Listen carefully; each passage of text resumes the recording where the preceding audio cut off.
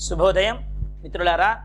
అగజానన పద్మార్కం గజానన మహర్నిశం అనేకదం తం భక్తానాం ఏకదంతం ఉపాస్మహే అని మనం గణేష్ని ప్రార్థిస్తూ ఉంటామండి.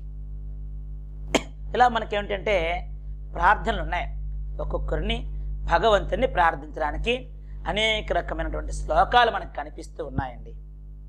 తర్వాత ఇది వినాయక ప్రార్థనలో అందరికీ తెలుసు, ఇదొకటి శుక్లాంబరధరం విష్ణుం అది చెప్తుంటారండి. అదే రాముని పూజించమంటే శ్రీరాఘవం దశరథాత్మజమ ప్రమేయం అంటూ చెప్తారండి. అదే శివుడి గురించి చెప్పమంటే చాలా ఉన్నాయండి. ఉదాహరణకు శివాలయంకి వెళ్ళామనుకోండి, సోమవారం లింగార్చన చేయాలనుకోండి, బ్రహ్మ మురారి సురార్చిత లింగం అంటూ కొంతమంది చెప్తారండి. లేదా కొంతమంది త్రయంబకం యజామహే సుగంధిం పుష్టివర్ధనం ఉర్వారుకమివ బంధనాత్ మృత్యో మృక్షీయమామృతాత్ అంటూ ప్రార్థిస్తారండి. కానీ అందరూ ప్రార్థించేది అంటే శైవులు ఈ విధంగా ప్రార్థించుకుంటున్నారు, వైష్ణవులు ఆ విధంగా ప్రార్థించుకుంటున్నారు, సాత్వికేయులు శక్తిని ప్రార్థిస్తారండి. వైష్ణవులైతే ఆళ్వారుల్ని వాళ్ళు పెరుమాళుని పూజిస్తారండి. అదే శైవులైతే శివలింగాన్ని పూజిస్తారండి. అంటే శివుడు, పార్వతి, వినాయకుడు, కుమారస్వామి ఇలా వీళ్ళని శైవభక్తులు పూజిస్తారండి. వైష్ణవులైతే ఏం చేస్తారు? వైష్ణవుడైతే రాముడు, కృష్ణుడు, వెంకటేశ్వరుడు అంటే శ్రీమన్నారాయణ యొక్క దశావతారాలని, బ్రహ్మగారిని, లక్ష్మీదేవిని పూజిస్తారండి. కానీ సాత్వికేయులైతే ఏం చేస్తారంటే శక్తి స్వరూపులను పూజిస్తారండి. లలితామాతను, కామాక్షి అమ్మవారిని, మీనాక్షి అమ్మవారిని, గ్రామ దేవతలను పూజిస్తూ ఉంటారండి. కానీ అందరూ శైవులు, వైష్ణవులు, సాత్వికేయులు అందరూ పూజించేది ఎవరినంటే గురువును పూజిస్తారండి. అయితే గురుర్బ్రహ్మ గురుర్విష్ణు గురుర్దేవో మహేశ్వర గురు సాక్షాత్ పరబ్రహ్మ తస్మై శ్రీ గురవే నమః. ఇంతకీ ఈ శ్లోకం ఎంత ప్రాచుర్యం పొందిందో అంత ప్రాచుర్యం పొందింది. ఈ శ్లోకాన్ని ఎవరు రాశారు? గురుర్బ్రహ్మ గురుర్విష్ణు అనే శ్లోకాన్ని ఎవరు రాశారు అంటే ఆది శంకరాచార్యుల వారు రాశారండి. గురుర్బ్రహ్మ అనే శ్లోకాన్ని రాసిన మహానుభావుడు ఆది శంకరాచార్యుల వారు. ఓకేనండి. ఆది శంకరాచార్యులు అనగానే మనకు గుర్తుకొచ్చేది ఏంటి అంటే అద్వైతం గుర్తుకొస్తుంది. అద్వైతం అంటే అద్వైత మతస్థాపకుడు ఆది శంకరాచార్యుల వారండి. అద్వైత మతస్థాపకుడు. ఈయన ఏం చెప్పాడంటే అద్వైతం గురించి చెప్పారండి. అయితే ముందు మనం ద్వైతం అంటే ఏంటి చూద్దామండి. ద్వైతం, అద్వైతం. ద్వైతం అంటే రెండుగా ఉండేదండి.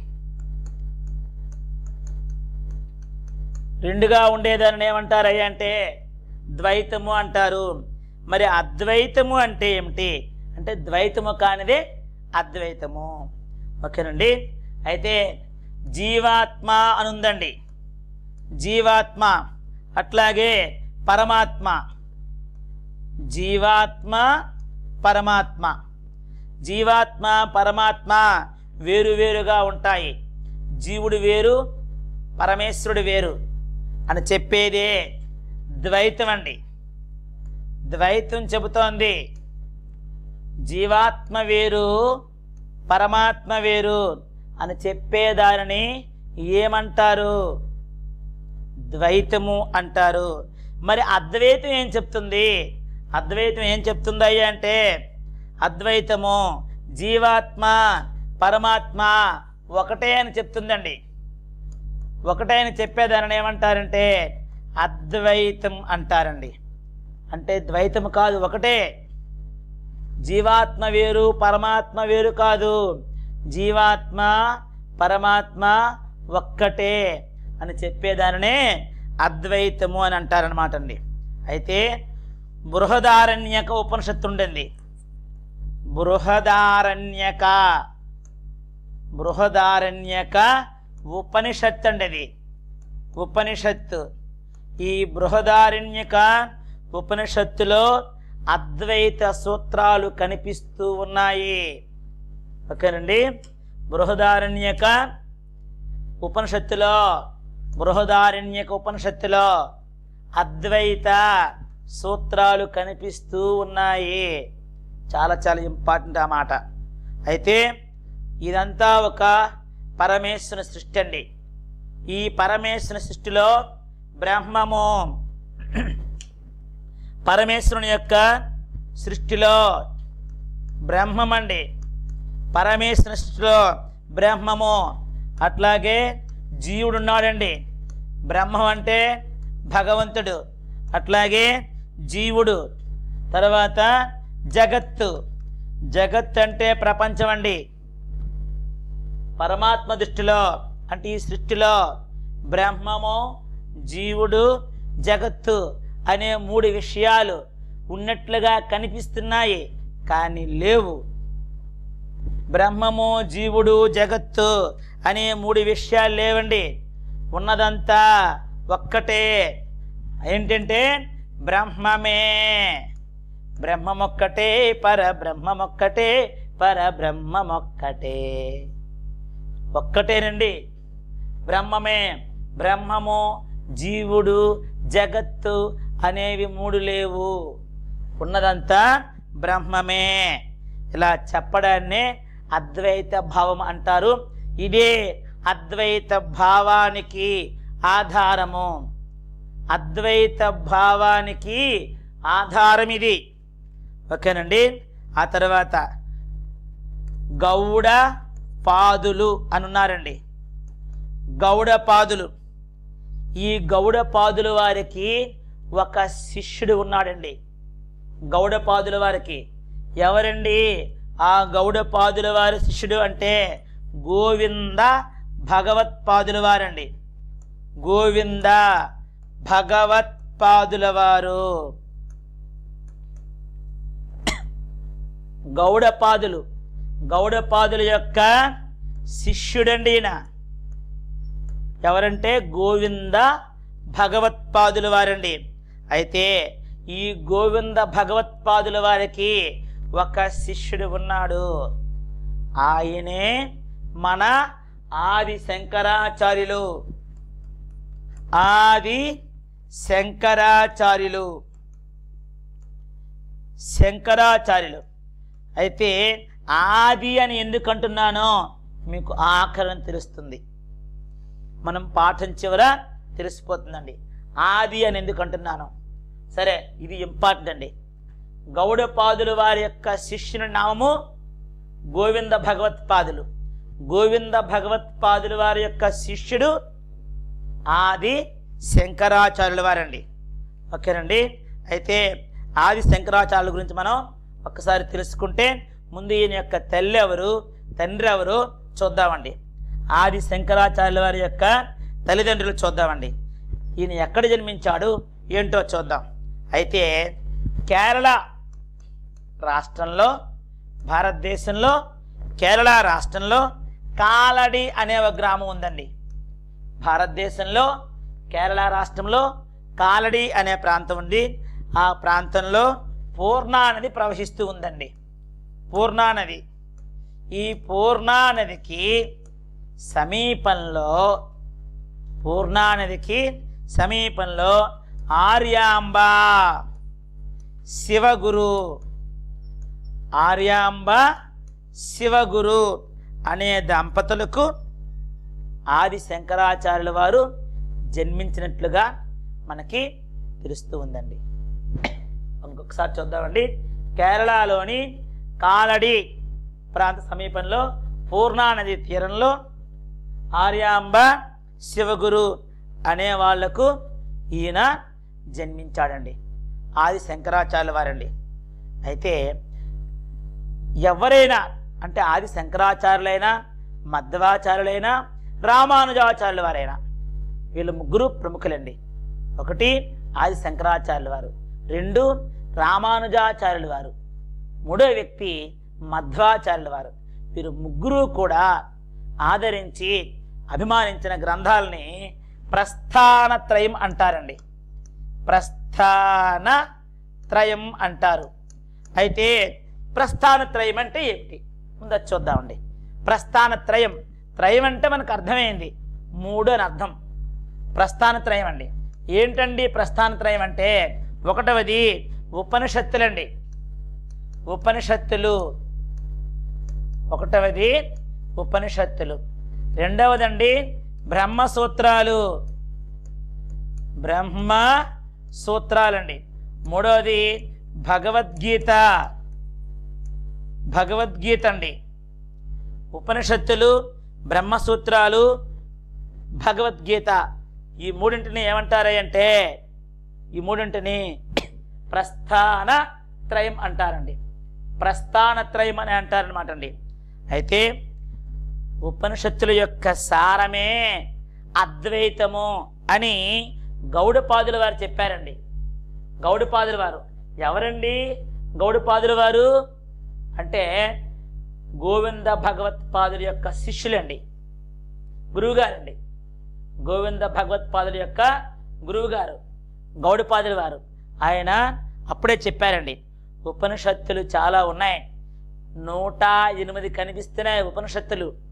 ఈ 108 ఉపనిషత్తుల సారమే అద్వైతము అని ఆయన చెప్పడం జరిగిందండి.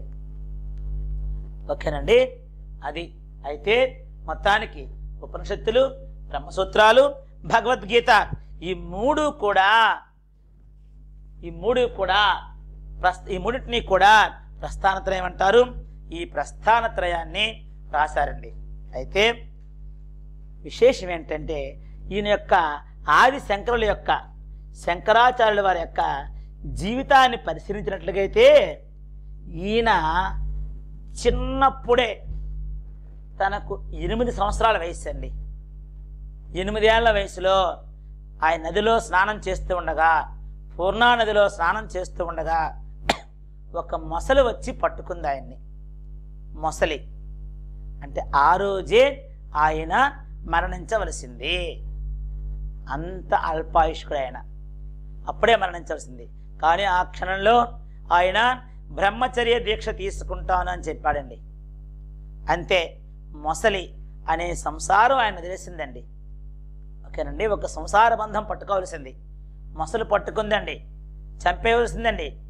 చంపేస్తూ ఉన్న సమయంలో ఆయన బ్రహ్మచర్య దీక్ష తీసుకుంటానని సంకల్పం చేసుకున్నాడు. మొత్తానికి మొసలి బారి నుండి రక్షించబడ్డాడు. ఎవరంటే ఆది శంకరాచార్యుల వారండి. అయితే ఇంతకీ శంకరాచార్యుల వారు ఎన్నేళ్ళు జీవించారు అంటే కేవలము 32 సంవత్సరాలు మాత్రమే జీవించారండి. ఆది శంకరాచార్యుల వారు తన 32వ ఏట ఆయన శివైక్యం చెందారు. ఓకేనండి, 32వ ఏట ఆయన ఒక విధంగా చెప్పాలంటే ఇలాంటి మహానుభావులని ఏమనాలంటే మరణించారు అలాంటి మాటలు ఉపయోగించకూడదండి. శివైక్యం చెందారు, ఆయన శివునిలో లీనమైపోయారండి. అంటే లింగైక్యం చెందారు, శివైక్యం చెందారు అని అంటూ ఉంటారనమాట. సాక్షాత్తు శివుని యొక్క స్వరూపంగా ఈయన్ని అందరూ భావిస్తున్నారండి. ఆది శంకరాచార్యులు అంటే ఒక వ్యక్తి కాదు, ఈయన సాక్షాత్తు పరమశివుడు. ఆ పరమశివుడే భూలోకంలో నడయాడే ఆది శంకరాచార్యులు. ఓకేనండి, సరే. అయితే నర్మదా నది ఉందండి, నర్మదా నది. ఈ నర్మదా నది తీరంలో ఒక గుహ ఉందండి. ఆ గుహలో గోవింద భగవత్పాదుల వారు తపస్సు చేసుకుంటూ ఉన్నారండి. నర్మదా నది తీరంలో గోవింద భగవత్పాదుల వారు తపస్సు చేసుకుంటూ ఉన్నారు. నర్మదా నది తీరంలో ఒక గుహ ఉన్నది. ఆ గుహలో కూర్చొని తపస్సు చేసుకుంటున్నారు. చాలామంది ఋషీశ్వరులు ఈనాటికి కూడా హిమాలయాలలో తపస్సు చేసుకుంటున్నారు. ఒక వ్యక్తి వయస్సు 600 సంవత్సరాలు, 800 సంవత్సరాలు, 1000 సంవత్సరాలు నమ్మడానికి మనకు శక్యం కాదు, కానీ అది సత్యం. ఈనాటికి కూడా ఉన్నారు. మనకి కుంభమేళాకు అఘోరాలు వస్తూ ఉంటారు, లక్షల మంది వస్తూ ఉంటారు. కుంభమేళా అయిపోయిన తర్వాత వారెవరూ కనిపించరు. మరి ఎక్కడ ఉన్నారు ఆ అఘోరాలు? హిమాలయ పర్వతాల్లో ఉన్నారు. చాలామంది ఇప్పటికీ కూడా 1000 సంవత్సరాలు దాటినటువంటి మహానుభావులు సమాధి స్థితిలో ఉన్నారు. అట్లాగే అరుణాచలం తీసుకుంటే అరుణాచలం కొండ ఉంది. ఆ కొండ ఎక్కితే మనకి కొన్ని గుహలు కనిపిస్తాయి. ఆ గుహలో రమణ మహర్షి వారు తపస్సు చేశారు. అలాగే ఇక్కడ నర్మదా నదీ తీరంలో ఒక గుహలో తపస్సు చేస్తున్న వ్యక్తి గోవింద భగవత్పాదుల వారు. గోవింద భగవత్పాదుల వారండి. ఈ బిట్టు చాలా చాలా ఇంపార్టెంట్, అందుకని మీకు అంత కథను చెప్పవలసి వచ్చింది. సరేనండి. అయితే ఈ గోవింద భగవత్పాదుల వారి వద్దకు వెళ్ళాడండి ఆది శంకరాచార్యుల వారు. వెళ్ళి, స్వామి నన్ను మీ శిష్యుడిగా చేర్చుకోండి అని చెప్పాడు. చెప్పిన తర్వాత ఈయన మాట్లాడుతుంటే ఒక గొప్ప వేదాంతి తత్వజ్ఞాని మాట్లాడుతున్నట్టుగా అనిపించిందండి ఆయనకి. ఆయన ఆశ్చర్యపోయారండి గోవింద భగవత్పాదుల వారు. ఆశ్చర్యపోయిన తర్వాత ఆది శంకరాచార్యుల వారు చకచక ఒక 10 శ్లోకాలు చెప్పారండి. దానిని దశశ్లోకి అంటారండి. దశశ్లోకి 10 శ్లోకాలు చెప్పారండి. అంతే. ఆశ్చర్యపోయారు ఆయన. ఆశ్చర్యపోయి ఆది శంకరాచార్యుల వారిని తన శిష్యుడిగా చేర్చుకున్నారు గోవింద భగవత్పాదుల వారండి. ఓకేనండి. అప్పుడు ఎందుకంటే ఈయన మాట్లాడుతూ ఉంటే ఎలా అనిపించిందో తెలుసండి గోవింద భగవత్పాదుల వారికి. ఆత్మస్వరూపం తెలిసిన బ్రహ్మజ్ఞాని,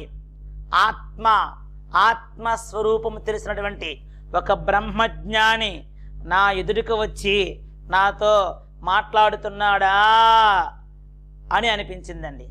అంత గొప్పగా ఆయన ఆది శంకరాచార్యుల వారు మాట్లాడారు. దానిని గుర్తించారు గురువు. గుర్తించిన వాడే గురువు అండి. ఓకేనండి. ఆది శంకరాచార్యుల వంటి ఒక మహానుభావుడికి ఆయన గురువు అయ్యారంటే మరి గోవింద భగవత్పాదుల వారు మరి ఇంకెంతటి మహానుభావుడో మనం అర్థం చేసుకోవచ్చండి.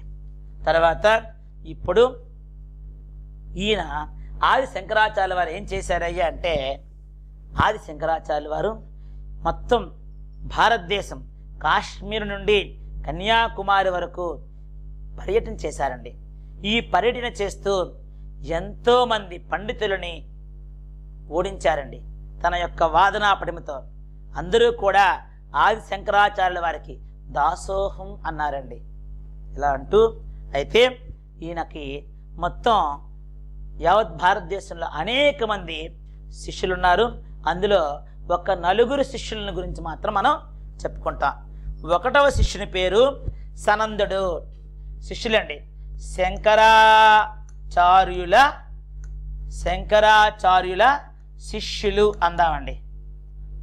4 ఉన్నారండి. చాలామంది ఉన్నారు. 4 గురించి మనం చెప్పుకుంటున్నాం. 1వ ఆయన పేరు సనందుడు. 1వ ఆయన పేరండి సనందుడు. ఎవరు ఈ సనందుడు చూద్దామండి. సనందుడు అంటే ఈ సనందుడు ఆది శంకరాచార్యుల వారిని చేరారండి. చేరి స్వామి మీ శిష్యునిగా ఉంటానన్నాడు. శంకరాచార్యుల వారు నవ్వి అట్లాగే అని చెప్పారు. సనందుడు ఏ పని చెప్పినా చేసేవాడండి. ఆది శంకరాచార్యుల వారి మాట అంటే ఆయనకు గొప్ప వేదం అయిపోయిందండి. గొప్ప వేదం ఆయనకి. స్వామి పిలిచారంటే ఆయన ఏ పనిలో ఉన్నా పరిగెత్తుకొని వచ్చేవారనమాట అండి. ఆ పని మధ్యలో విడిచిపెట్టడమే. ఒకవేళ భోజనం చేస్తున్నారు అనుకోండి, ఒక 3 ముద్దలు తినారనుకోండి, అక్కడెక్కడో ఉన్నారు శంకరాచార్య వారు, ఈయన లోపల భోజనం చేస్తున్నాడు కదా, ఆయన చూడలేదు కదా, ఒక్కసారి సనందా అని కేకేశారు అనుకోండి, పరిగెత్తుకొని వెళ్ళేవాడు. అంతే, ఇంకా చెయ్యి కూడా కడుక్కునేవాడు కాదు. అంత గొప్ప గురుభక్తి కలవాడు. ఒక్కసారి ఏం జరిగిందయ్యా అంటే, ఈయన గురువుగారు ఆది శంకరాచార్య వారు ఉన్నారండి. అక్కడ నర్మదా నది ఉంది, అవతల ఒడ్డున ఉన్నారండి. ఆయన ఉంటే ఒక్కసారి కేకేశారు, సనందా అని కేకేశారండి. అంతే, గురువుగారు వస్తున్నాను అని చెప్పేసి ఆయన నది అండి, నది చాలా ఉధృతంగా వస్తున్నది. నదిలో దిగితే మునిగిపోతామండి. ఒక మనిషి కాదండి, ఒక 2 ఏనుగులు మునిగిపోతాయండి, అంత లోతుగా ఉంది నది. ఆయన ఏం చేశారంటే నడుచుకుంటూ వచ్చేసాడండి. ఆయన ఆ గురువుగారు వస్తున్నాను అని చెప్పేసి ఇలా నదిలో నడుచుకుంటూ వచ్చేసాడు. అయితే విశేషం ఏంటంటే, గురు మహిమ ఏంటంటే, ఆది శంకరాచార్యుల యొక్క మహిమ ఏంటంటే, సనందుడు ఒక అడుగు వేయగానే అక్కడ ఒక పద్మం పుట్టిందండి, ఇంకో అడుగు వేయగానే అక్కడ పద్మం పుట్టింది. అంటే అడుగడుక్కు కూడా పద్మాలు పుట్టాయి. ఈయన మునగకుండా పద్మాలు పుట్టాయండి. కనుక ఈ సనందుని అప్పటి నుంచి ఏమంటున్నారంటే పద్మపాదుడు అంటున్నారు. ఓకేనండి, సనందుడు పద్మపాదుడు అయ్యాడండి. తర్వాత అండి రెండో వ్యక్తి ఎవరంటే హస్తమలకాచార్యుడు అండి. హస్తమలకాచార్యుడు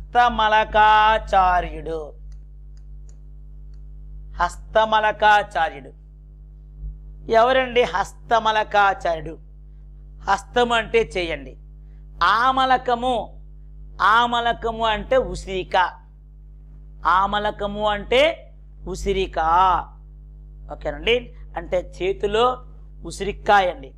చేతిలో ఉసిరికాయ ఉంటే దానిని ఎంత సులభంగా మనం తినడం కానీ ఏదైనా చేసుకోవడం కానీ చేయొచ్చండి.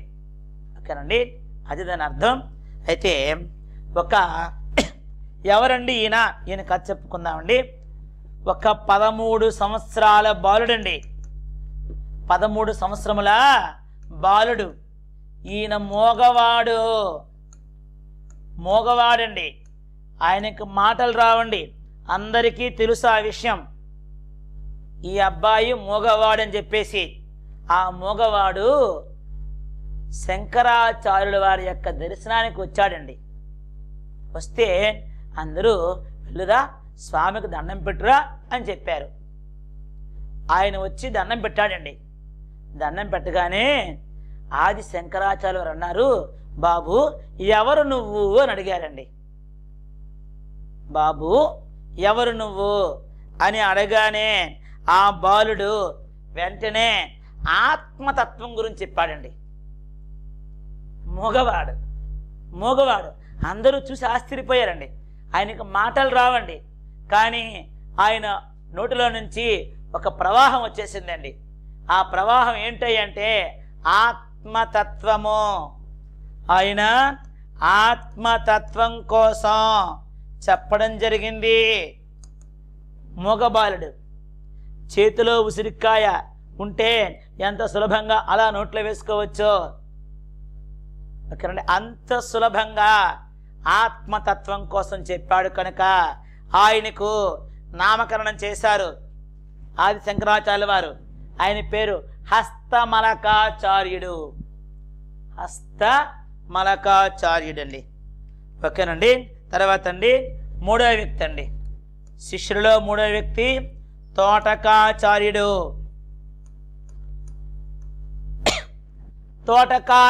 అండి. ఎవరి తోటకాచార్యుడు అంటే ఆది శంకరుల వారి వద్దకు వచ్చాడండి. శంకరుల వారు మాట్లాడుతున్నారండి. మాట్లాడుతూ ఉంటే శంకరుల వారి గురించి తోటకము అనే ఒక వృత్తం ఉందండి. మనకు వృత్తాలలో తోటకము, ఇంద్రవజ్ర, ఉపేంద్రవజ్ర, తరళము, శ్రద్ధర, మహాశ్రద్ధర, మానిని, మాలిని, వృత్తాలండి. ఈ చంపకమాల, ఉత్పలమాల, మత్తేభం, సార్ధులవే కాదండి, ఇంకా రకరకాల వృత్తాలు ఉన్నాయండి. జరే ఫలన్ జరే ఫలన్ జసంయుతంబులైతగన్, జర జర జగ అనే లక్షణాలతో పంచచామరం ఉందండి. పంచచామరము అట్లాగే తోటకము వృత్తం పేరు. ఈ తోటకము అనే వృత్తంలో ఆది శంకరాచార్య వారి గురించి అప్పటికప్పుడు ఆయన స్తుతించాడండి, స్వామివారిని స్తోత్రం చేశాడండి. కనుక తోటకం అనే వృత్తంలో స్వామివారిని స్తుతించాడు కనుక స్వామివారు ఆయనకి తోటకాచార్య అని పిలిచారండి. అప్పటి నుంచి ఆయన తోటకాచార్యులుగా ఉన్నారు. తర్వాత అండి 4వ శిష్యుడు, చాలా చాలా ఇంపార్టెంట్ అండి ఇది, మండన మిశ్రుడు. మండన మిశ్రుడు అండి, చాలా చాలా చాలా ఇంపార్టెంట్. మండన మిశ్రుడు ఎవరండి? ఈ మండన మిశ్రుడు అంటే ఆయన పేరు మండన మిశ్రుడు కాదండి, సురేశ్వరాచార్యులండి. ఆయన పేరు సురేశ్వరాచార్యులు. ఇది ఆయన అసలు పేరు సురేశ్వరాచార్యులు. ఓకేనండి. అయితే ఈ సురేశ్వరాచార్యులు తనకు భార్య ఉందండి, మహాపతివ్రత, గొప్ప సాధ్వి, గొప్ప ఇల్లాలు ఆమె. ఓకేనండి. భారతీదేవి అండి. ఆ భారతీదేవి గారు సాక్షాత్తు నిజంగా భారతీదేవి అంటే ఆ భారతీదేవే, శారదామాతే, సరస్వతి స్వరూపం ఆమె. ఓకేనండి. సురేశ్వరాచార్యుల భార్య భారతీదేవి గారండి. ఆమె గురించి తర్వాత చెప్పుకుందాం ఈ కథని. ఈ సురేశ్వరాచార్యులు మండన మిశ్రుడుగా మారాడండి. మండన మిశ్రుడిగా మారి ఆయన ఆది శంకరాచార్యుల వారి యొక్క శిష్యుడు అయ్యాడండి. ఓకేనండి. సురేశ్వరాచార్యుల భార్య పేరు అడుగుతాడండి, ఉభయ భారతీదేవి. ఉభయ భారతీదేవి ఇంపార్టెంట్ అండి అది. సరే, అయితే ఈ సురేశ్వరాచార్యుల వారు ఈ సురేశ్వరాచార్యుల వారికి ఆది శంకరాచార్యుల వారికి ఒక చిన్న పోటీ జరిగిందండి. ఆ పోటీ జరిగితే తత్వం గురించి, ఆత్మతత్వం గురించి, పరమేశ్వరుడి గురించి, భగవంతుని గురించి ఇద్దరికి వాదోపవాదాలు జరిగాయి. ఆ వాదోపవాదాలలో అయితే మధ్యలో న్యాయవర్తి అవసరమైందండి. ఆ న్యాయవర్తిగా అంటే జడ్జి అంటాం కదండి, న్యాయ నిర్ణేత. ఆ న్యాయ నిర్ణేతగా ఉభయ భారతీదేవి మహాపండితురాలు కనుక ఆమె కూర్చుందండి. ఆమె కూర్చున్న తర్వాత అటువైపు ఆది శంకరాచార్యుల వారు, ఇటువైపు ఏమో సురేశ్వరాచార్యుల వారు కూర్చున్నారు. ఇద్దరికి వాదన జరిగింది. ఆ వాదనలో ఎవరు ఓడిపోతే వారు మిగిలిన వాళ్ళకి శిష్యుడిగా ఉండాలి, ఇది నియమం. అయితే ఇప్పుడు సురేశ్వరాచార్యుల వారు ఓడిపోతున్నారండి. ఆ విషయం గ్రహించింది న్యాయ నిర్ణేతగా ఉన్న ఉభయ భారతీదేవి. అప్పుడు చెప్పింది శంకరాచార్యుల వారితో, స్వామి, ఆయనలో సగభాగం నేను, ఆయన అర్ధాంగిని నేను. ఆయన ఓడిస్తే కాదు, మీరు నన్ను కూడా ఓడించాలి, అప్పుడే మీరు నెగ్గినట్లు అని చెప్పింది ఉభయ భారతీదేవి. చెబితే అలాగే అన్నారు. అప్పుడు సురేశ్వరాచార్యులతో పాటు ఈమె కూడా కొన్ని ప్రశ్నలు అడిగింది. అడిగిన ప్రశ్నలకు చకచకా సమాధానాలు చెప్పారు ఆయన. ఆ తర్వాత ఆది శంకరాచార్యుల వారి ప్రశ్నలకు ఈమె కూడా సమాధానం బాగానే చెప్పింది. తర్వాత ఉభయ భారతీదేవి శృంగారపరమైన ప్రశ్నలు వేసిందండి, కామ కేళికి సంబంధించిన ప్రశ్నలు వేసిందండి. పాపం ఆయన బ్రహ్మచారి, ఆది శంకరాచార్యుల వారు ఆయన బ్రహ్మచారి కనుక ఈ శృంగార రహస్యాలు ఆయనకు తెలియదు, కామ కేలులో ఉండే రహస్యాలు తెలియదు. ఓకేనండి. ముద్దులు రకాలు ఏంటి, శృంగారం ఏ విధంగా చేసుకుంటారు, ఇట్లాంటివి ఏమీ తెలియదండి ఆయనకి. కనుక అమ్మా, నాకు కొంచెం సమయం ఇవ్వు తల్లి అని అడిగాడండి. అడిగిన తర్వాత ఆమె అలాగే అని చెప్పింది. ఆది శంకరాచార్యులు అలా వెళ్ళారండి. వెళుతూ ఉంటే ఒక రాజుగారు మరణించారండి. ఆయన యొక్క శవాన్ని తీసుకుని వెళ్ళిపోతూ ఉన్నారు. అయితే అది చూశారు ఈయన. ఆయన యవ్వనంలో ఉన్న రాజు అండి, మరణించాడు. అయితే అది చూసి శంకరాచార్యుల వారు తన శిష్యులతో చెప్పాడండి, ఆయనలారా నా శరీరాన్ని మీరు భద్రపరచండి, నేను త్వరలో వస్తాను అని చెప్పి ఆయన పరకాయ ప్రవేశం చేశారండి. పరకాయ ప్రవేశం, ఇందులో ఉండే ఆత్మను తీసుకుని వెళ్ళి ఆ శరీరంలో పెట్టారండి. శరీరం కాదు కదా ప్రధానమైంది, ఆత్మ కదండి. ఈ ఆత్మ వెళ్ళింది, అందులోకి వెళ్ళిందండి. ఆయన రాజకుమారుడు బ్రతికి లేచి కూర్చున్నాడు. వెళ్ళాడు, వెళ్ళి తన రాణులతో శృంగారం జరిపాడు. జరిపిన తర్వాత మళ్ళా శృంగార రహస్యాలన్నీ తెలుసుకున్నాడు వాళ్ళ దగ్గర. తెలుసుకొని మళ్ళా ఆయన రాజుగారి శరీరాన్ని విడిచిపెట్టేసి శంకరాచార్యుల వారు ఆయన శరీరంలోకి ఆయన వచ్చేశారు. వచ్చి ఇప్పుడు మళ్ళా పోటీకి వెళ్ళాడు. పోటీకి వెళ్ళి ఉభయ భారతీయ దేవి అడిగిన ప్రతి ప్రశ్నకు కూడా సమాధానం చెప్పాడు. చెప్పి సురేశ్వరాచార్యుల వారిని ఓడించాడు. ఓడించి ఆయన్ని శిష్యుడిగా స్వీకరించాడండి. ఇప్పుడు ఈ విధంగా మండన మిశ్రుడు కూడా శిష్యుడయ్యాడు. 4 శిష్యులండి. 1 సనందుడు, ఆయన పేరే పద్మపాదుడు. 2 13 ఏళ్ల మూగబాలుడు, ఆయన పేరు హస్తమలకాచార్యుడు. 3వ వ్యక్తి అండి తోటకము అనే వృత్తంలో శంకరుల వారిని స్తుతించిన వ్యక్తి తోటకాచార్యుడు. 4వది ఉభయ భారతీయ దేవ భర్త సురేశ్వరాచార్యులు. సురేశ్వరాచార్యులు మండన మిశ్రుడుగా మారాడు. మారి ఆది శంకరుల యొక్క శిష్యులుగా ఉన్నారండి. ఓకేనండి. తర్వాత ఇంకా మిగిలిన విషయాల వారి గురించి చెప్పుకుందాం. అయితే జైమిని మహర్షి ఉన్నారండి. జైమిని మహర్షి పూర్వమీమాంస చేశారండి. పూర్వమీమాంస జైమిని మహర్షి వారు పూర్వమీమాంస చేశారండి. అంటే ఏమిటి అంటే పూర్వమీమాంస ఏం చెబుతుందా అంటే ఈశ్వరుని కంటే వైదిక కర్మలకే ప్రాధాన్యం ఉంటుంది అని చెప్తుందండి.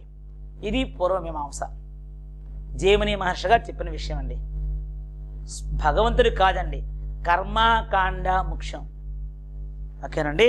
భగవంతుని కంటే వైదిక ధర్మమే, వైదిక కర్మలే అంటే కర్మకాండలే ప్రధానమైనవి అని చెప్పిందనమాట అండి. ఎవరు చెప్పారంటే పూర్వమీమాంస చెప్పింది, జైమిని మహర్షి చెప్పారండి. అయితే వ్యాస భగవానుల వారు, వ్యాసుడండి అంటే కృష్ణద్వైపాయనుడు. ఓకేనండి. వ్యాస భగవానుల వారు బ్రహ్మసూత్రాలు రచించారండి. బ్రహ్మసూత్రాలండి వ్యాస భగవానుడు వారు రచించినటువంటి బ్రహ్మసూత్రాలకి, ఈ బ్రహ్మసూత్రాలను ఆధారంగా చేసుకొని వ్యాస భగవానుడు రచించిన బ్రహ్మసూత్రాలను ఆధారంగా చేసుకొని ఆది శంకరాచార్యుల వారు ఏం చేశారంటే ఉత్తర మీమాంస రచించారండి. ఉత్తర మీమాంస రాశారండి. ఓకేనండి. ఉత్తర మీమాంస, పూర్వమీమాంస, ఉత్తర మీమాంస. పూర్వమీమాంస చేసింది ఎవరయ్యా అంటే జైమిని. ఉత్తర మీమాంస దేని ఆధారంగా చేశారయ్యా అంటే బ్రహ్మసూత్రాలను ఆధారం చేసుకుని. ఆ తర్వాత ఆది శంకరాచార్యుల వారు బ్రహ్మసూత్రాలకి భాష్యం రాశారండి. భాష్యం కూడా ఆయన రాయడం జరిగిందనమాట. అయితే ఉత్తర మీమాంస యొక్క ఉద్దేశం ఏంటంటే వేదాలే ప్రమాణము, ఈశ్వరుడే ప్రధానుడు అని చెప్పిందండి. ఈశ్వరుడే ప్రధానుడు, భగవంతుడే ప్రధానుడు. అంతేగాని ఈ కర్మలు అన్నీ కూడా కాదండి. మనం భగవంతునిలో లీనమైపోవాలంతే. అది ఈయన చెప్పిన విషయం అండి. అయితే ఈ పూర్వ సంప్రదాయాన్ని చాలామంది పాటించేవారండి. ఎవరు పాటించారు అంటే కుమారిల భట్టు అనే ఆయన ఉన్నాడండి. మహాపండితుడండి ఈయన. కుమారిల భట్టు అనే ఆయన పూర్వమీమాంస సంప్రదాయవాది. పూర్వమీమాంస అంటే ఆయనకి ఇష్టం. అంటే ఆయన దృష్టిలో ఏంటండి, వైదిక కర్మలకే ఎక్కువగా ప్రాధాన్యం ఇవ్వాలి అని చెప్పిన వ్యక్తి. వైదిక కర్మలకే ప్రాధాన్యం ఇవ్వాలి అని చెప్పిన వ్యక్తి కుమారుల భట్టు అండి. అయితే కుమారుల భట్టు ఏం చేశాడంటే, అప్పట్లో బౌద్ధులు ఉన్నారండి, బౌద్ధులు బాగా విజృంభిస్తున్న రోజులవి. అయితే మనం వాళ్ళని విమర్శించాలంటే తప్పది, అలా విమర్శించకూడదండి ఎవరిని కూడా. కానీ విమర్శించాలి అంటే ఏం చేయాలి, నాకు అనిపించింది అనుకోండి, అందులో ఉన్నది సత్యమా అసత్యమా అని తెలిసి విమర్శించవచ్చు. విమర్శ అంటే తిట్టుట కాదు, ఉన్నది ఉన్నట్టుగా చెప్పుట, దానినే విమర్శ అంటారండి. ఓకేనండి. అది పాలు తెల్లగా ఉన్నాయి, చిక్కగా ఉన్నాయి, విమర్శ అండి అది. అందులో ఎవరు నీళ్లు కలిపేశారండి. పాలు పలుచుగా ఉన్నాయి, విమర్శ అండి. అంటే ఆ పాలు ఎలా ఉన్నాయో చెప్పాను నేను. ఓకేనండి. అయితే అలా చెప్పాలంటే నేను పాలు చూడాలండి. ఆ పాలను చూసి ఈ పాలు చిక్కగా ఉన్నాయి, ఈ పాలు పలచగా ఉన్నాయి, ఇవి ఆవు పాలు, ఇలా నేను చెప్పగలనండి. లేకపోతే ఇవి బర్రె పాలు అని చెప్పగలను నేను చూస్తేనే. కనుక కుమారుల భట్టు ఏం చేశాడంటే బౌద్ధాన్ని స్వీకరించాడండి. ఆయనకి ఇష్టం లేదు అంటే కపటంగా స్వీకరించాడు. వాళ్ళతో స్నేహం చేశాడండి కుమారుల భట్టు. వాళ్ళతో స్నేహం చేసి బౌద్ధ ధర్మాలన్నీ కూడా తెలుసుకున్నాడండి. ఆ బౌద్ధ ధర్మాలు తెలుసుకొని ఆ బౌద్ధుల శాస్త్రాలని ఔపాసన పట్టారండి. ఔపాసన పట్టి ఇప్పుడు ఆ బౌద్ధులతో వాదించాడండి. ఆయనకి హిందూ ధర్మశాస్త్రము తెలుసు, బౌద్ధ ధర్మశాస్త్రము తెలుసు ఇప్పుడు. కనుక ఇవన్నిటినీ క్రోడీకరించుకొని వాళ్ళతో వాదించి వాళ్ళను ఓడించాడండి. ఓడించిన తర్వాత ఆ శాస్త్రజ్ఞులలో వాళ్ళు ఓడిపోయారు. అందరూ కూడా కుమారుల భట్టుకి దండం పెట్టేశారండి, మీరు మహానుభావులు అని చెప్పేసి. అయితే ఈ వేదాలను నమ్మలేదండి వాళ్ళు. ఎవరు? బౌద్ధులు నమ్మరండి. అయితే వేదాలను నమ్మరు వాళ్ళు బౌద్ధులు. మరి బౌద్ధులతో తిరిగాను నేను, ఇది కూడా దోషమేనండి. ఇప్పుడు భగవంతుని నమ్మినవాడు నమ్మనివాడితో తిరగకూడదండి, దోషం అది. ఒక సజ్జనుడు దుర్జనుడితో తిరగకూడదండి, దోషం అది. ఒక ఆయనకి మద్యపానం అంటే ఇష్టమండి. ఆ మద్యపానం సేవించిన వ్యక్తితో మద్యపానం అమ్మే చోటుకి ఒక మంచివాడు వెళ్ళకూడదండి, అది కూడా దోషమే. కనుక ఇప్పుడు ఈయన వేదాలు నమ్మనటువంటి బౌద్ధులతో కొంతకాలం స్నేహం చేశాడు. ఎవరు? కుమారుల భట్టు. మరి స్నేహం చేశాడు కనుక అది తప్పు, అది దోషమే. కనుక ఈ దోషానికి నేను ప్రాయశ్చిత్తం చేసుకుంటాను. ప్రాయశ్చిత్తం అంటే శరీరాన్ని విడిచిపెట్టడమే ప్రాయశ్చిత్తం, అంతే. కనుక నేను ఈ శరీరాన్ని తుషాగ్ని అంటారండి.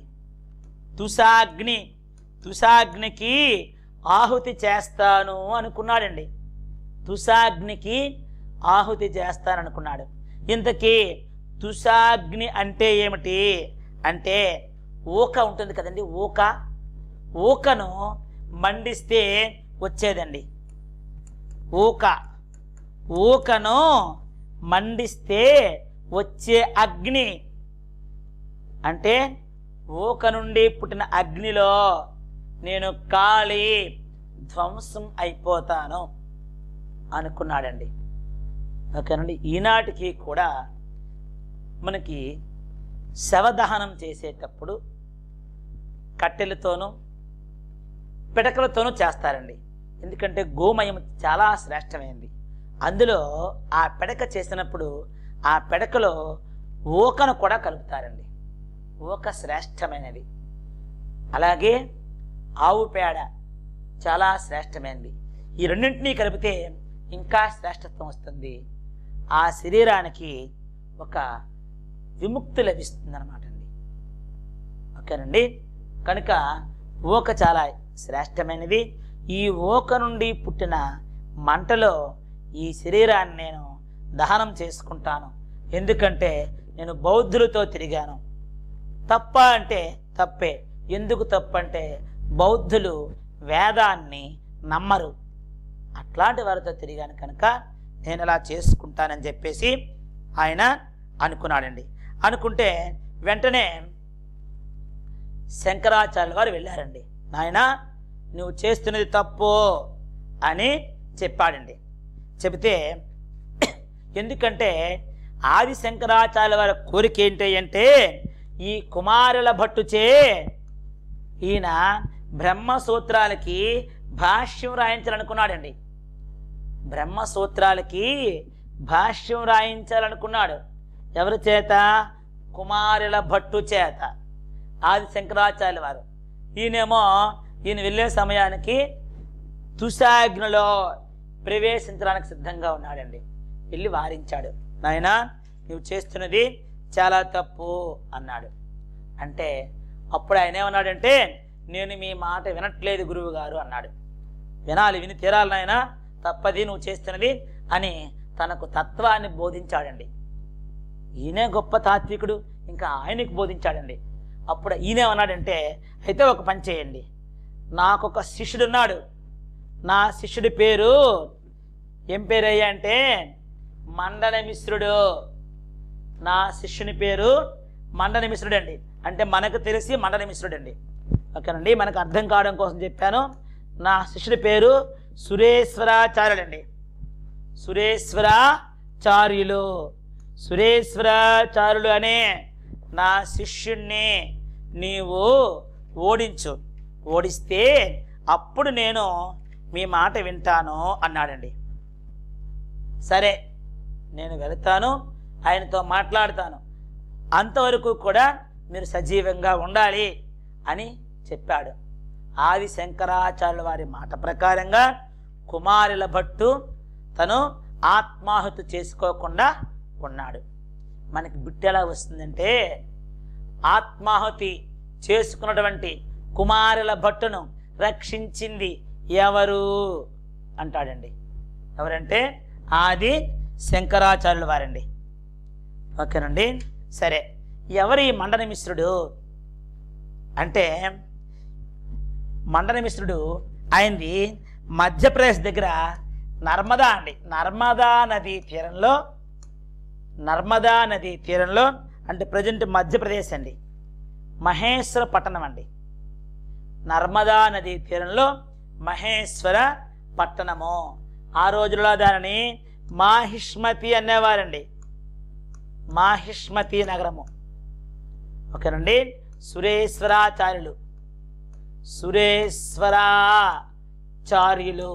సురేశ్వరాచార్యులది నర్మదా నదీ తీరంలో మాహిష్మతి పట్టణం. అది నేడు మధ్యప్రదేశ్లో ఉంది. దానిని ఈరోజు మహేశ్వర్ పట్టణం అంటారు.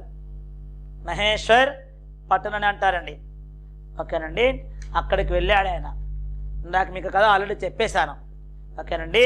కుమారుల భట్టు సూచన మేరకు ఇక్కడికి వచ్చాడు. వచ్చి ఈ సురేశ్వరాచార్యులతో వాదించాడు. వాదించిన తరువాత ఉభయ భారతీదేవి కూడా చెప్పాను కదా ఇందాక న్యాయ నిర్ణేతగా ఉంది. ఇప్పుడు ఇద్దరిని ఓడించాడండి ఆయన. ఇద్దరిని ఎందుకంటే మొదట్లో సమయం అడిగాడు. కామ కళ కేలిపే ప్రశ్నలు వేశారు కదా ఉభయ భారతీదేవి గారు. సమయం అడిగాడు. సమయం తీసుకున్న తర్వాత మళ్ళా వచ్చాడు, ఓడించాడు. ఓడించిన తర్వాత ఇప్పుడు సురేశ్వరాచార్యుల వారికి పేరు మార్చాడు. మండనమిశ్రుడని పేరు పెట్టాడండి. పేరు పెట్టిన తర్వాత ఆయన్ని తన శిష్యుడిగా స్వీకరించారండి. ఓకేనండి. ఇది తర్వాత వెళ్ళాడు. అయ్యా కుమారుల భట్టు, ఇదిగో నువ్వు చెప్పినట్టుగా చేశానని ఆయనతో చెప్పాడండి. అయితే మనకి మఠము అని ఉంటుందండి, మఠం. ఓకేనండి. అలాగే పీఠం అని ఉంటుందండి. మఠము అంటారు, పీఠం అంటారండి. చాలామందికి కన్ఫ్యూజ్ అండి ఇవి. అసలు మఠము అంటే ఏమిటి, పీఠము అంటే ఏమిటి తెలుసుకుందామండి. మఠమునికి పీఠమునికి చాలా తేడా ఉందండి. అంటే సన్యాసులు బ్రహ్మచారులు నడిపేదానిని మఠము అంటారండి. సన్యాసులండి. సన్యాసి అంటే ఏంటి అంటే న్యాసము చేసేవాడు సన్యాసి. భవబంధాలను విడిచిపెట్టిన వాడిని సన్యాసి అంటారు. ఇంకా దేని మీద కూడా వ్యామోహం ఉండని వాడినే సన్యాసి అంటారండి. ఓకేనండి. సన్యాసులు బ్రహ్మచారులు ఉంటారండి ఇక్కడండి. బ్రహ్మచారులు, సన్యాసులు బ్రహ్మచారులు నడిపేదానిని మఠము అంటారండి. ఒకవేళ ఇక్కడ దేవతా ప్రతిష్ఠ జరిగిందనుకోండి, దేవతా ప్రతిష్ఠ జరిగితే అప్పుడు దానిని పీఠం అంటారండి. ఒక మఠములోనే భగవంతుని యొక్క ప్రతిష్ఠ జరిగితే దానిని పీఠము అంటారు. అక్కడ భగవంతుణ్ణి ప్రతిష్ఠించకపోతే దానిని మఠము అంటారు. చాలా చోట్ల ఉంటుందండి సాధుల మఠము అనేవారు. పూర్వం సాధువులందరూ కూడా ఒక పెద్ద ఒక నిర్మాణం చేసుకుని ఆ నిర్మాణంలో ఉండేవారు. అందరూ ఒక గదులలో ధ్యానం చేసుకుంటూ ఉండేవారండి. తర్వాత భిక్షాటనకి వెళ్ళేవారు. రేపటి కోసం దాయకూడదండి, ఏ పూటకు ఆ పూటే భిక్ష చేసేవారు. సాధువు అనేవాడు ఒక పూటే భోజనం చేయాలి, ఒక పూటే భోజనం చేసేవారు. అది అపరాహ్న వేళ ముందు చేయాలండి. ఓకేనండి. అలా అని మధ్యాహ్నం 2 గంటలకో 3 గంటలకో చేస్తే చల్లదు. ఓకేనండి. ఉదయం సంధ్యావందనం, మధ్యాహ్నం సంధ్యావందనం పూర్తయిన తర్వాత భోజనం చేయాలి, అంతే. మరో భోజనం చేయకూడదు. భిక్షాటనకి వెళ్ళాలి, ఒక ఇంటికే వెళ్ళాలి. ఆ ఇంటి వాళ్ళు ఏ ప్రసాదం ఇస్తే ఆ ప్రసాదాన్ని స్వీకరించాలి. అంతేగాని 10 ఇళ్ళకి వెళ్ళి ఎంత పోగేసుకొని తెచ్చుకొని రాత్రి దాచుకొని తినకూడదు. ఒక్క ఇంటికి మాత్రమే వెళ్ళాలి. ఆ ఇల్లాలు ఎంత పెట్టినా దానినే ప్రసాదంగా స్వీకరించాలి. ఇది సన్యాసి యొక్క ధర్మం అండి. ఈ సన్యాసులు బ్రహ్మచారులు ఉంటే దానిని మఠము అంటారు. ఇందులో దేవతా ప్రతిష్ఠ జరిగింది అంటే దానిని ఏమంటారయ్యా అంటే దానిని పీఠము అని అంటారనమాట అండి. ఓకేనండి. అయితే పీఠములు అధిపతులు ఆది శంకరాచార్యుల వారు అనేకమైన పీఠాలు స్థాపించారండి. ప్రధానంగా 4 పీఠాలు. ఆ 4 పీఠములు స్థాపించి ఆ పీఠములకు అధిపతులను నిర్ణయించారు. దానికి కొన్ని శాసనాలు చేశారు. అది ఏమిటో మనం తర్వాత క్లాసులో చూద్దాం. ఓకేనండి. ధన్యవాదములు.